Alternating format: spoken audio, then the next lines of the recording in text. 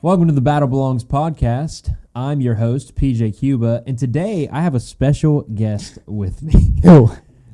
His name is a name you'll probably never remember, a name that will be forgotten, Hopefully. a name that probably is familiar to this podcast, and that name is Coleton hope so. Furlow. Oh, PJ, thank you for that warm welcome. So good to be here on the podcast. I never thought I would be on the Battle Belongs podcast. Yeah, I've been working hard for the last few years just trying to bring this thing to life. Well, you're doing a good job. Thank you. Yeah, it's been a lot of tears, a lot of ups and downs, but I like the set that you made. Listen, if you've kept up with this podcast at all, I'm not the special guest. I'm just Special. I'm here. But no, That's your merch line. I'm just here. I'm just here. And I hope that our names are forgotten. That the only name that we boast in is Christ and Christ alone. But there's a name out there right now that's kind of popular. Jesus? Yes, but a worldly name. That's Yeah, so popular. something big happened this week in America. And truth be told, Yeah, it was that I went 5-0 on our college football picks last week. I went 1-4. Never thought I'd see the day that How's that Penn State feeling? I accept Raina, defeat. how you feeling? Just gave a little smile. I accepted defeat prior to the game. It hurts even more knowing the opportunities we had, and yet we blew them. Welcome to my world. That's life. But every single week being West Virginia fan. And here's the thing: I don't like to compare team sorrows because you guys, it's every game. It's it's our coach. It's our coach. And for me, I'm it's Ohio State and it's Michigan and it's every year. So do you play Michigan though this year? No, not this year. I wish we did. Oh. We played they Washington suck. this week. But we did win together on something. But yes, more importantly than our picks, surprisingly, which is the most important part of this show, We finally said it. our 47th president of the United States, Mr. Donald Trump. And I honestly, more than anybody else, am wondering, Coleton, how are you feeling? I feel great. This was a huge night. It was a huge win for America. Let it be on record. I actually brought him to my house to eat lunch to distract him from everything going on that day. And because we didn't know at the time what the results would be, what it would look like. And then he isolated himself into his house because he had to work. Did a lot but of prayer, also had, praying. Was it 2 teas? Or did you only stick to one? No, I got 2. Well, I only drank 1 though. 2 caffeinated teas from the nutrition shop here. Shout out to Common Nutrition. Still waiting for that sponsorship. Did you sleep at all? No, I didn't go to sleep until about 5 o'clock a.m. And I got maybe 2.5 hours of sleep because I had to wake up and take a little victory lap. But it was a good day. It was a good win for America. I didn't think we would be celebrating as big as we are. And I feel like you don't even understand the impact that this election has. It's not just a Donald Trump win. It's the greatest political comeback that we've ever seen in American history. Would you compare it to Texas or UCLA's comeback against Texas A&M when they were down, what was it, 38-3? Never watched that game. I'd say it's equivalent to the 2007 Pitt West Virginia game where Pitt won. That was a comeback? Well, they were 2. Trump was the underdog then? I mean, he's not the incumbent. So I want to know this. I have a lot of questions for you. Oh, good. And I'm glad you prepared. I think good question. I did. And a couple things for the viewers, though. I want to know what your prediction was going into the election, because I think we all know where you stood, but I also want to know what you thought was going to happen. Yeah. Obviously, I thought Trump was going to win. The momentum that he's had ever since he left office has just been growing and growing and growing all the way up until election night. But I didn't think he was going to win this big. I put out a graphic of my prediction, and the goal of electoral votes to get to win is 270. And my prediction was 270 on the spot, 268, because a 269 would be a split, and then that's just a disaster for the country. It has to go through Congress, and we completely avoided that in every way possible. But I did not think it was going to be a landslide. I thought it was going to be close. I thought there was going to be fraud But the GOP, hats off to Chairman Whatley at the RNC. They were on top of everything. I was telling you that, sketchy things were happening in PA, but immediately the GOP starts suing these polling sites and the state, and they got everything figured out, and we didn't see what we saw in 2020. We'll get into that whole range of things with fraud and everything, but the morning of the election, before we knew the results, the morning that the election was going to take place later that night, how were you feeling? So it was kind of different because 2020, I was like having a full-blown anxiety attack. I was freaking out. I was scared. I didn't know what was going to be happening, and this was before I was even working in politics yet. So I thought, I'm going to be working in politics. I'm going to be a nervous wreck. And I was kind of like a nervous wreck all the way up until Election Day. But I woke up and I told you, I was like, I feel numb. Like I didn't have any feeling. And then the only thing I was stressed about was that my grandfather fell, shattered his shoulder, and was going into emergency surgery. Yeah. But even then, I really didn't feel like a lot of anxiety. I was pretty chill when I saw you. A little bit of stress was building up, just, praying that he was going to be okay. But a couple years ago, he fell and broke his hip, and I lost it. I thought, like, you would have thought that the man died the way that I reacted. But I was an emotional wreck. I was in church, like, bawling my eyes out. But even when I found out that news, I was kind of just like, it's fine. Everything's going to be okay. So it was just a weird feeling. And I guess it was just like confidence, knowing that no matter who wins, God's on the throne. We're going to wake up Wednesday morning. Jesus is still king. But it was also a sense of kind of like confidence, cautious confidence, I'd say. I think too, Christians like on both sides, because I saw people that I do believe are Christians that voted the other way, and a lot the common thing was shared. Regardless of the outcome, Christ is still king. And yes, that is wholeheartedly true. But I was just curious, honestly, about like how we would have responded if Kamala would have won. But we'll talk about that. When did things start looking good? From the jump, it seemed like everything was going in Trump's favor. But when did you feel like everything was starting to look good? Like there was no worry whatsoever? So with CPAC, the place I work for, we had teams all across the different battleground states, just making sure everything was going smoothly, like in PA. But we had a few different people down in Georgia and Michigan, and they were saying that the Democrats were underperforming early in the day. Compared to their 2020 numbers, that they weren't coming out and voting. And that's when I kind of started getting a little excited, because Michigan, we lost Michigan in 2020. We lost Georgia in 2020. And specifically in Detroit, they were saying that they were underperforming. And I just really didn't understand why. And that's a big blue city. A lot of Democrats are out there, especially down in Georgia. But the trend kept going more and more in our favor. So throughout the night, we were just getting more optimistic and excited. But it wasn't until kind of late in the night where we were like, oh, it's a done deal. This is going to be it. Yeah. That kind of answers my next question. But I want to add one here.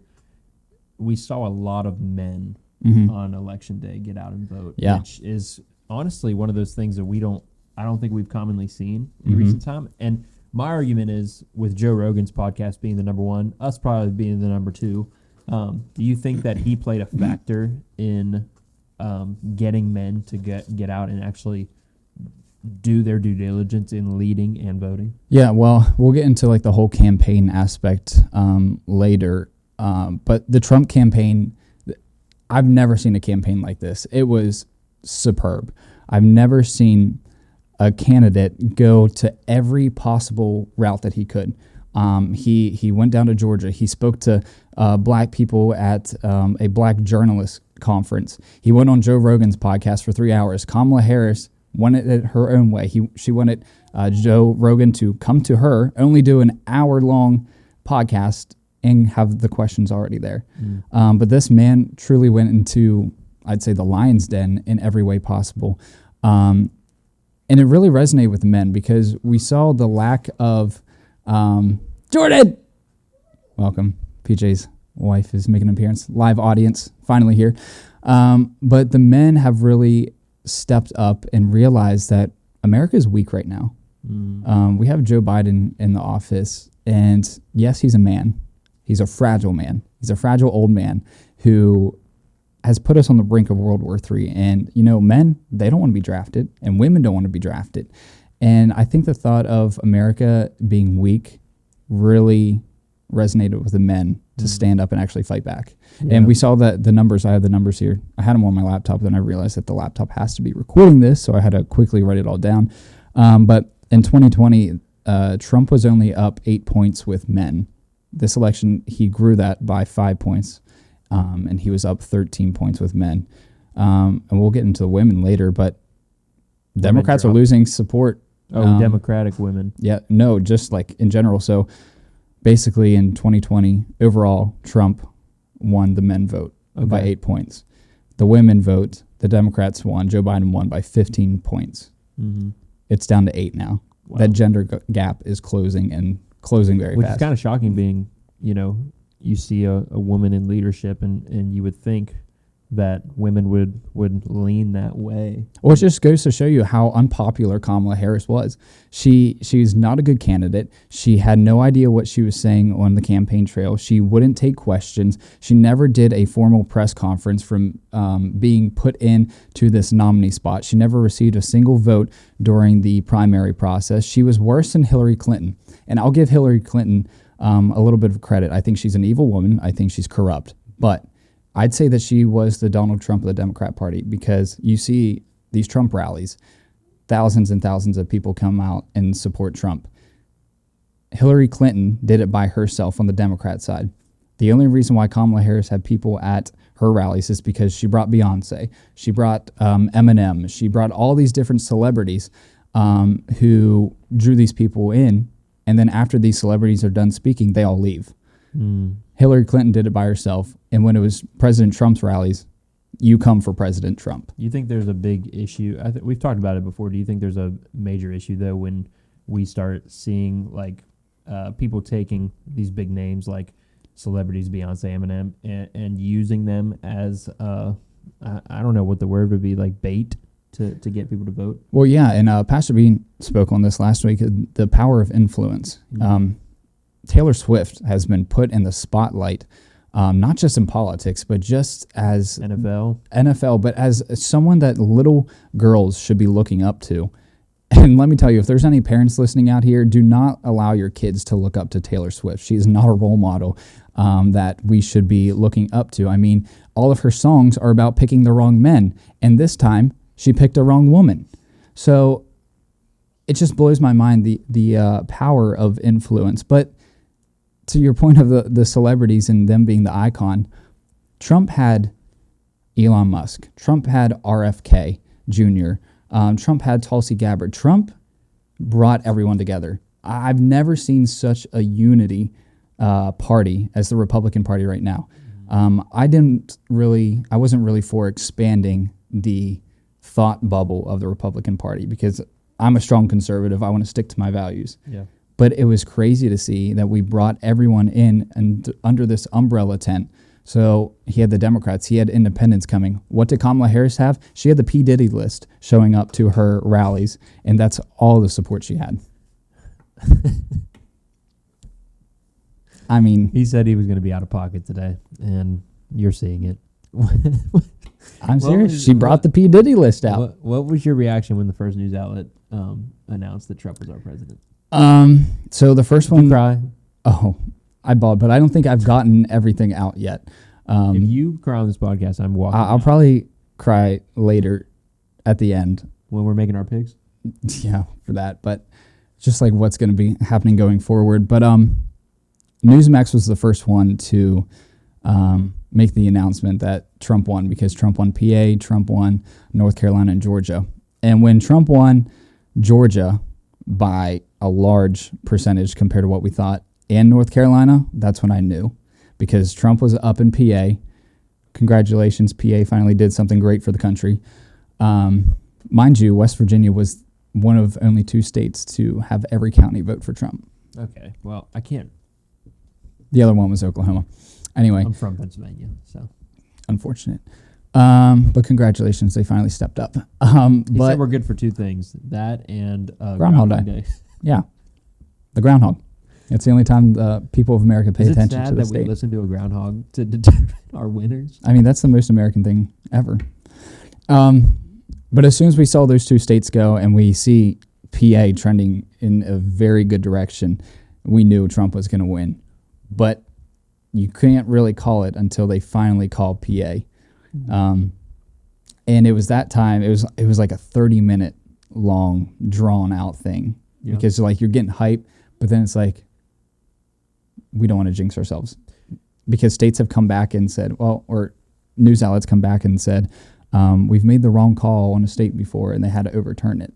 So when it happened, it was just like the floodgates opened up, and all the emotion that was built up that I wasn't really feeling throughout the day just let loose. I hit the ground on my face, just started praising God for not giving up on this country and its people. And it just goes to show you the power of prayer. Christians really stepped up this year and was just praying for revival in this country. Praying that we would stop this evil ideology from spreading throughout this country. So it was just floodgates of emotion. Well, also, like Pastor B alluded to it too, we weren't voting on a pastor.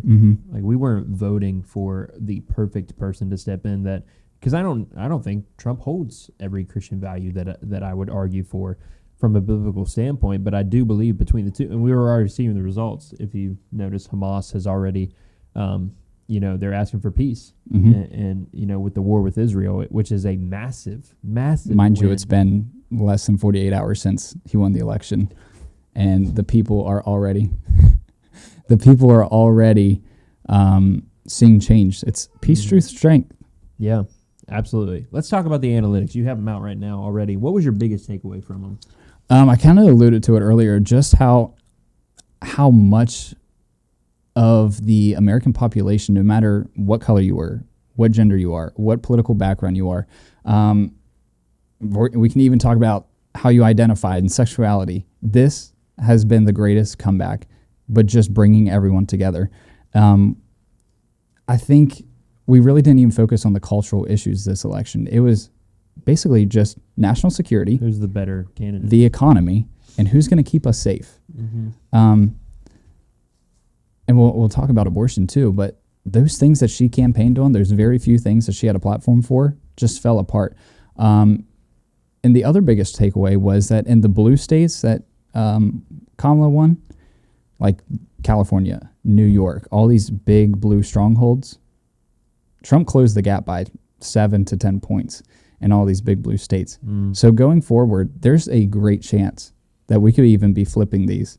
If we get out and work within the kind of like the bigger cities. Yeah, I agree. Compared to 2020, and you've shared already a couple of them, but what were some of the demographics like? So I think the biggest one was the men stepping up. But the other one, if we're going to talk about like race and gender, the performance that Trump did with black men and Latino men is crazy. In 2020, Biden won the Latino men vote by 23 points. Trump flipped it and won by 12 points. Wow. So that's a 35-point swing in favor of Trump. And it's the Latinos who have these strong Christian cultural values that we all have. They want to be able to worship God. They have strong family ideals. They don't want education in these schools to be indoctrinating their kids. They don't want the government telling them that, oh, you can change your gender and sexuality at 5 years old. And they want the border closed. They are sick and tired of illegal immigrants coming and taking all of their opportunities that they fought so hard to get here the legal way. So the Latino men, even the Latino women, it was Biden won by 39 points in 2020. It's down to 22 points. Wow. You're seeing a huge shift there.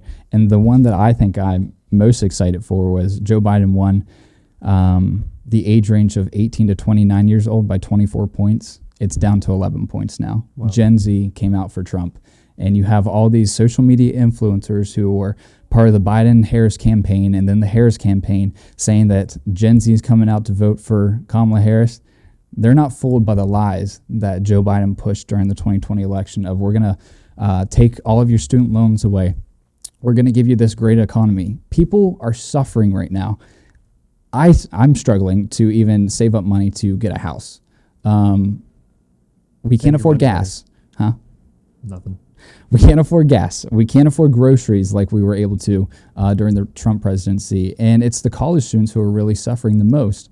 And they came out and voted for Trump. Well, we've talked about it before, too. I think even from a Christian standpoint in the church, this generation is sick and tired of like the flashy things, the next big event. I think they're hungry for truth and community. And so when you combine those two things, A, you get church, but B, you're finding something that has so much more value than what is promised in the world around you. So talk to me about this. You just mentioned abortion. How did it play a big factor in this year's election? It was the only thing that Kamala Harris campaigned on. The only thing that she could talk about was abortion and women's rights and women's reproductive rights. When she was asked about the economy, she managed to shift it back to abortion. When she talked about the border, she managed to shift that narrative back to abortion. And that's all you saw. The white liberal women out there only talked about abortion, and it came back and bit them in the butt, and it was just beautiful to see because there were 7 states that passed abortion protection laws. There were 9 total that had abortion laws up for debate on their ballot, and 4 of the 7 voted for Trump as the whole state. So you had Nevada, you had Arizona, even Montana. These are red states, and they voted to have abortion access. So the whole narrative of women are going to lose their reproductive rights, women aren't going to have the access to abortion, women are going to die, it didn't resonate with anyone because Trump still won those states. And unfortunately, they did pass them. But the point was, it's not up to the federal government right now. I wish it was. I wish the federal government would pass a federal abortion ban. But ever since the overturn of Roe v. Wade, it sent it back to the states, and now the states are making the decisions. So she wasted all that time, all that money on this abortion idea. And I want to ask a question to the white liberal women out there. What rights did you wake up to on November 6th that you didn't have when you went to bed on November 7th?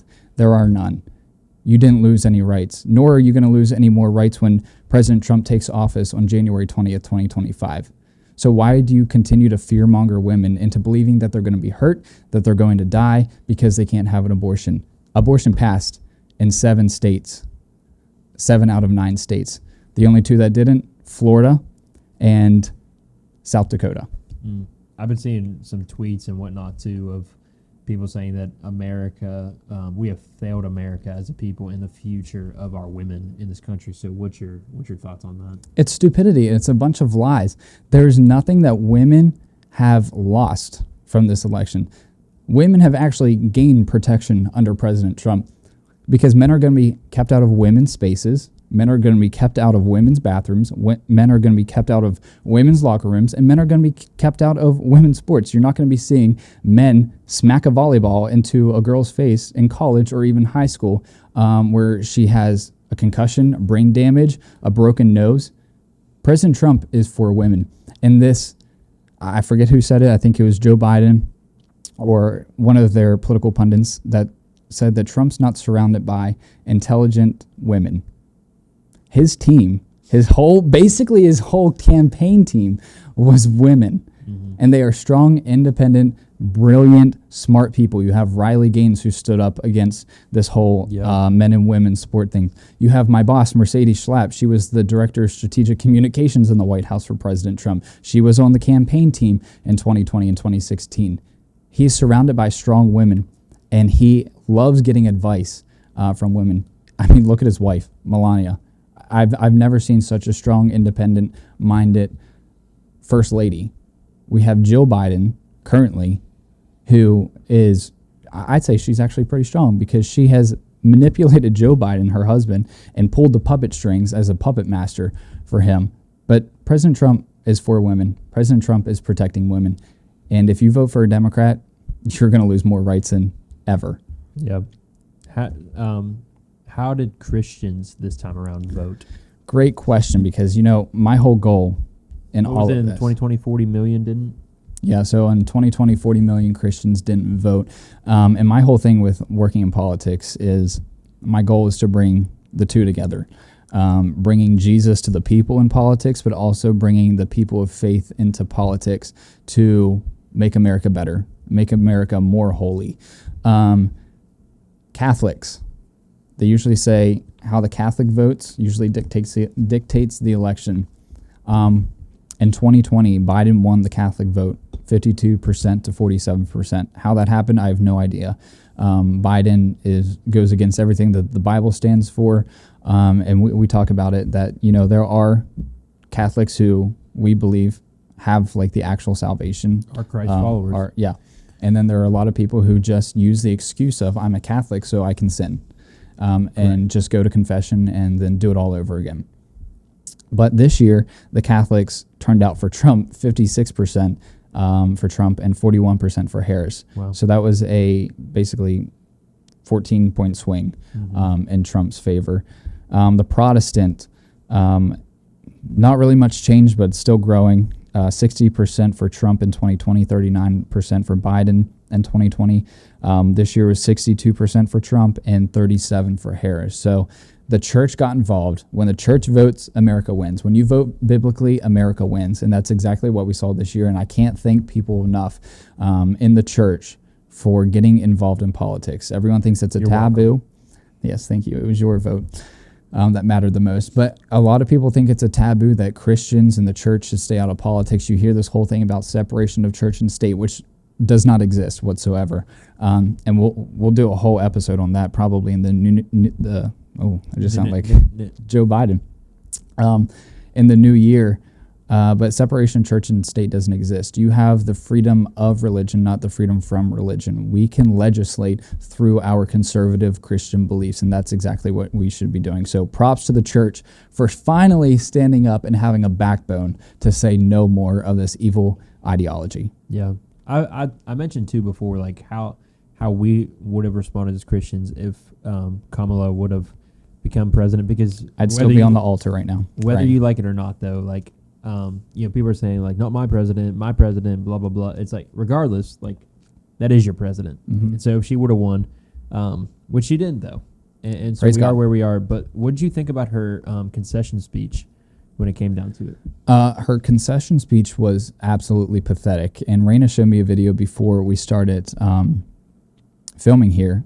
She basically took Hillary Clinton's speech, her concession speech in 2016. Copy and pasted. Almost word for word. I didn't listen to it yet. Spare yourself. It was a lot of hypocrisy, too. It would have been a great speech if it was true. But it was a lot of, well, we need to come together. Unlike Donald Trump, we're accepting these results, blah, blah, blah. The Democrat Party is the original election deniers. They denied that Trump won in 2016. They said that Russia colluded. They said that Trump's Dominion voting machines were corrupted by Russia, that he didn't win. Hillary Clinton said that he was an illegitimate president. They are the OG election deniers. And that was kind of like the whole speech was, you didn't accept the election results in 2020, but we are now. And then she started to go on about all this fight. If Trump would have had a speech like that, they would have said that he was inciting violence. He wanted an insurrection, which they did say that in 2021 for the J6 speech. But my favorite part of the whole entire concession speech was, remember I was telling you about how the Democrats in New York came in and killed a squirrel and a raccoon? Yeah. So Peanut was the squirrel name. Before Kamala Harris spoke during her concession speech, which was at Howard University in D.C., a squirrel ran across the stage. And I was like, that is poetic justice. Peanut said no to Kamala Harris. I loved it. And it would just symbolize the rejection that America has for Kamala Harris and her radical Marxist, communist, socialist ideology. No more. So on the flip side of that, what does this win mean and look like for us moving forward? The win is huge. I mean, we have all these demographics, and we're seeing the numbers just turn more conservative every single day. And the thing that I forgot to mention earlier about one of the biggest takeaways was in 2020, we saw that Joe Biden won 81 million votes. Kamala Harris hasn't even hit 70 million yet. So you have all these Democrats who are denying this election because they're like, where are all of these votes at? Where did 10 to 15 million votes go? Well, they're all dead because they were dead in 2020. And I'm telling you, if this doesn't show that the Democrats cheated us and stole the 2020 election, I don't know what will. You don't have 10 to 15 million people just not show up whatsoever. Trump's numbers are basically the same, 74 million in that range. There's no way that Joe Biden got 81 million votes. There's no way that 10 to 15 million people would just sit out. But what does it mean going forward? We have, I wrote this down, we have the White House, we have the House, we have the Senate, we have the Supreme Court, we have the state governments, and we have the state legislatures. We have a huge supermajority. And the fact that he has the Senate in more numbers than we even thought he was going to have, and the House is going to have a majority still, he can get what he wants done. He's going to be able to pass legislation early. He's going to be able to go in day one and start working towards making America great again. He called this the golden era, I think. And I think that's exactly what it's going to be. He's going to be the president for the 250th anniversary of the country. He's going to be the president for the FIFA World Cup here. He's going to be president for the Olympics here. It's just going to be a huge celebration and party for 4 straight years under President Trump. But we're going to get things done. We're going to secure our nation again. We're going to have a booming economy again. The world is going to be at peace. You already mentioned Hamas already wanting to surrender. We are peace through strength again. The Ukraine war, I think, is going to end before he even takes office, like he said. Promises made, promises kept is what's going to be happening with President Trump. But to end on that question, going forward is grow the majority now. We have to grow the majority so that we never have an administration like Joe Biden ever again. Wow. You've been working on this campaign for some time, too, from what I can see. I only met you a few months ago, but you've been working on this for 3 years now. What has that experience looked like? I think that's the part that hasn't set in yet, was the blood, the sweat, the tears. Literal blood. You talking about the blood sweat. when you fainted and fell and hit the toilet We seat? didn't even talk about that last week. I had stitches. I had a busted Probably shin. all a blur for you. Here. Yeah, I don't remember that really happening.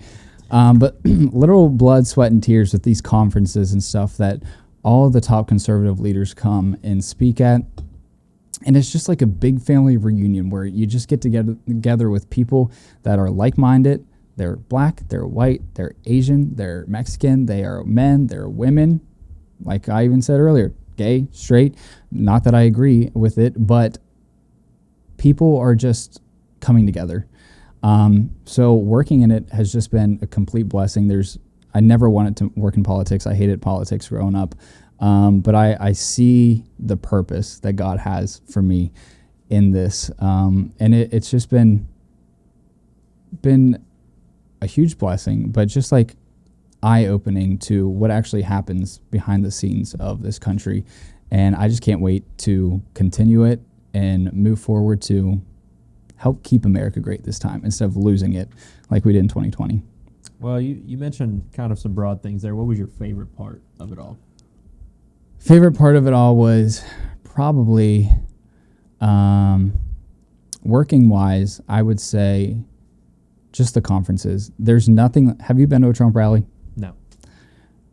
I think that's the thing that I'm going to miss too, and I know that you were going to ask me that.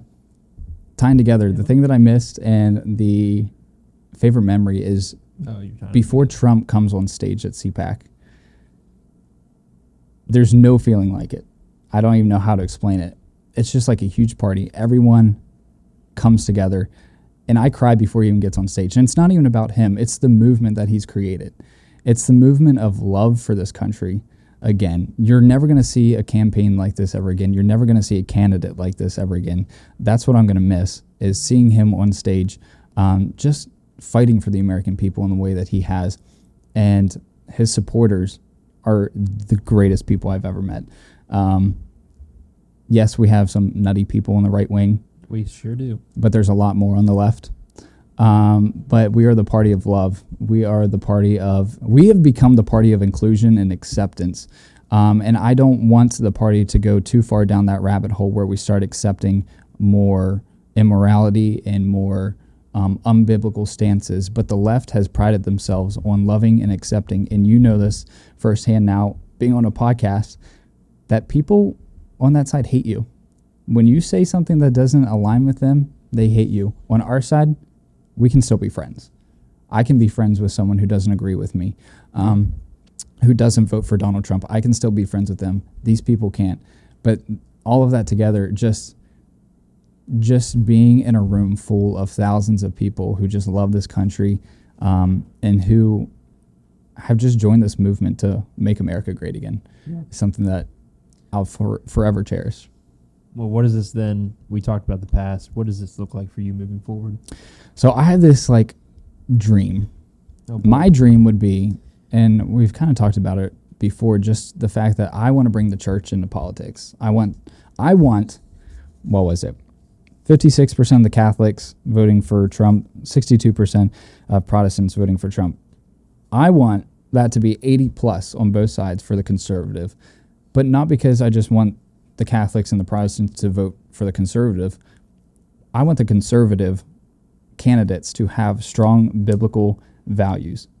I want to create this coalition of people where we go out and we recruit strong candidates that we think could actually win. We had Autry Benton on in season 1. He's a strong man of faith who I'd say if he had more time and a stronger reach, he would have beaten Luke Rankin. Luke Rankin is a Republican, so-called conservative, but not good enough. So I want to go out and recruit people like him and then equip them with their campaign strategies, with their social media, with just a grassroots movement to get people out and voting for these candidates and unseating all of these radical leftist lunatics across the country. Very good. Very good. I think that's all the questions I realistically have. I mean, it seems like you've been in celebration mode, so... I haven't fully gotten to celebrate. That was the problem. I was all alone. When the news came out, y'all were asleep. My family was asleep. I texted in our family group chat. No one responded. I fell asleep, and then I woke up at 6 I fell asleep on the couch, woke up at 6 a.m., and Trump was giving a speech, and I was like, oh, wow, he won. And I went back to sleep. And, I mean, I'm thankful. I'm thankful that Christians are doing their due diligence in voting, and I'm thankful for the results we saw this year. But we also have to understand, too, regardless, the spiritual war has already been won. Christ does sit on the throne, but we still have a duty and a role to play in this world, in this country, for the sake of the gospel. And I think it's going to be a continuation. So for years to come. Yeah. Well, I said I think I posted on Twitter, but basically, evil lost this battle, but the war will continue forever. Absolutely. So I guess another goal of mine going forward is the Democrat Party took a huge blow this election. I want to destroy it once and for all. Not necessarily the party in itself, but the radical leftist, socialist, Marxist, communist, evil, anti-biblical ideology that they have. I would like to see a nation under repentance. I would like to under see God again. Joel chapters 1 and 2 come to life in America and see a nation on their knees in prayer, sitting under the sovereignty of God and worshiping him for who he truly is, which is the one true God. And I feel like that might start happening now. I think the Christians have woken up. They got involved. And the verse about if my people who are called by my name will seek my face, turn from their sins, I will hear them and heal their land. I think we might be trending in that direction, but we have to keep fighting for it. Fight and fight on your knees. Fight. Who's that? Battle belongs. That's what I did election night. I did see that. You did post that. Any closing thoughts? Pray for President Trump. We still have, I think, 74 days until he takes office. And pray for Biden in the process as well. Or whoever's running the country, yeah. But 74 days, I think, until President Trump takes office. And knowing these people, I wouldn't put it past them to try to pull something. Kamala Harris is the one that has to accept the votes because she is over Congress, presides over Congress on January 6th. It's going to be the exact same day as 2021. She presides over and she has to finalize the results. So I would not put it past these people to try to pull some stunt and try to remain in power. When you have power and people take it away from you, they don't like to give it up. Agreed. But party. Party hard. Yeah, we'll be partying Make America tomorrow great night. again. Well, if you're watching this is released on Friday.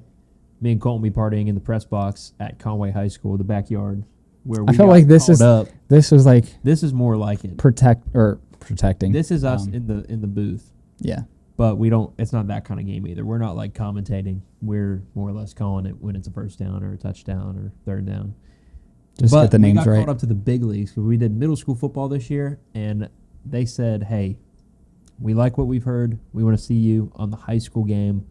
So guess what? We might have to stop this podcast if we get too popular. We'll probably be on SportsCenter by the next time you see this. College game day. Yep. Did I tell you my Call idea, us. the whole idea of like college game day, but like at a high school level? You know, Yeah. I love high school Yeah, football. that was Like, like that'd be what you said so you fun. would want to do if you weren't doing politics. Yeah, if I won the lottery somehow. If I was And- in a ministry, I'd be I'd be running a nutrition shop, like Conway Nutrition. Jordan, you really found a winner. I love my wife. Okay, speaking of football, though, before we close, we have to give our picks because I need to come back. Yeah, that was really trashy last week. Well, there's a lot of things that unfolded that I did not expect. But Oh, I expected them all. That's why I went 5-0. Can I get a OH? Do I have pit stains? No. I hope so. Smell it? No. Also, though, we are going to give our. I said we were going to do our 12-team playoff again, It's so but complicated. I and I it's hate too it. complicated. So we're going to wait a Let's few go weeks for that. backwards to So let's do our 2011. conference winners first. Okay. So give me your Big Ten, Ohio State. which was that at the beginning of the year. Yes. I'm sticking with Oregon. I think they redeemed themselves against Oregon and win. I didn't expect Oregon to be, especially after the first 2 weeks. I was like, they're not going to make it, but they've picked it up. So Oregon, Ohio State, Big 12. Oh my gosh, they all suck. I'm going with the Mormons. I was BYU. going to go with BYU as well. Yeah, Everyone that we thought was going to be good is not good. yeah. West Virginia. I hope they do win, but I hope that they repent and believe in the one true gospel. Whoa. What else? ACC. Beginning of the year, you said. I said Florida State. Yeah, 1-8. Oops. Yikes. I think it'll be Miami. Honestly, I don't think any of them are that good in the ACC. I'm going um, SMU. ACC is weak. Outside of Cam Ward, though, what is Miami? Well, they used to be just a bunch of prisoners Okay, see, we didn't have to go there. Did not have to do that. back in, the 80s? I never liked Miami. SMU, though, they were the first ones to get caught for the NIL stuff in the 80s. There's a 30 for 30 on that, but I'm taking the Mustangs. What was the last one? Ponies. Non-Power 4? ACC, Big Ten. Oh, SEC. What are we doing? Oh, duh. Beginning of the year, I think I said Texas or Georgia, but I'm going to go Georgia. That's as of now, though. I got Bama still. I believe it. Oh. It's going to take a lot. They might make it to the playoff. They have to win this weekend. They're at LSU, which we're going to pick that game. Final one, non-Power 4, which falls under the category of Army, Navy, Boise State. UNLV's still in there. This is all stupid. That's I my like it. prediction. I love it. I love it underdog. Because mine was Liberty, and then they trash right now. My alma mater. my alma mater's coach. I'm Oh, taking hard. Boise State. I know. Michael Myers in the backfield. I'm sorry. What? He's scary. Have you not seen it? No. He's not seen the comparison. Look it up. It's him. He's standing in the backfield, and he's standing at how Michael Myers does. Yes, and then he scores. He'll run it for like 300 yards and 7 touchdowns in a game. So Interesting. I thought Navy had a good shot, and then they've lost. I think 2 in a row. Army still has a shot. Don't count them out. I would have said JMU, but they also suck this year. No one from the Sun Belt. I just listed them for you. Yeah, list them again. Boise State, Army, Navy, and UNLV is in there. I can't think. I'm going to go on a limb here because I have no idea. Army.